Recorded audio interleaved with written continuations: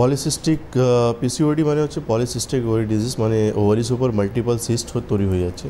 তার জন্য মহিলাদের মানে শরীরের উপর অনেক রকমের চেঞ্জেস দেখা যাচ্ছে, হরমোনাল চেঞ্জেস দেখা যাচ্ছে, যেখানে ফিমেল হরমোনসগুলো সাপ্রেস হচ্ছে আর মেল হরমোনসগুলো অ্যাক্টিভলি ইন্টারনাল এক্সটার্নালি কাজ করছে। একদম। এবার বলবো যে এই যে পিসিওডির উৎপত্তি কেন হয়? অ্যাকর্ডিং টু আয়ুর্বেদ, দেখুন প্রথম জিনিস হচ্ছে এটা একটা লাইফস্টাইল রিলেটেড ডিজিজ।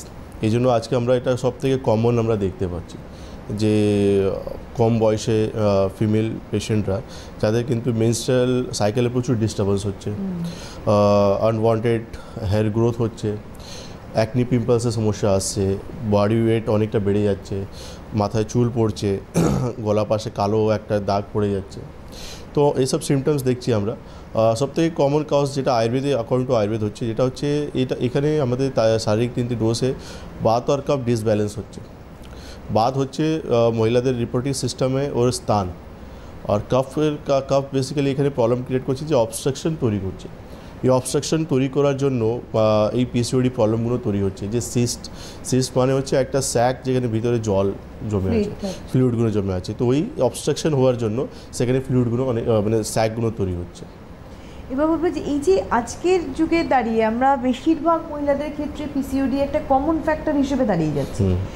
আপনি তো বললেন যে আমাদের লাইফস্টাইল একটা মানে সিস্টেম, মানে ডিসঅর্ডার বলতে পারি আমরা, সেটাই যেখান থেকে পিসিওডি সূত্রপাত। এর যে সিমটমস, নির্দিষ্ট কিছু তো এর উপসর্গ রয়েছে, সেগুলো কি?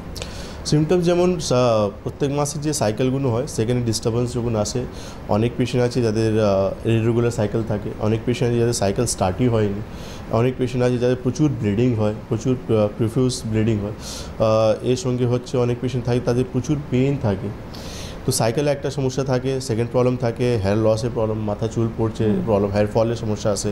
সেকেন্ড আনওয়ান্টেড হেয়ার গ্রোথের সমস্যা দেখা যায়, মোস্টাইজ দেখা যায় বা বিয়ার্ড কিছুটা চলে আসে।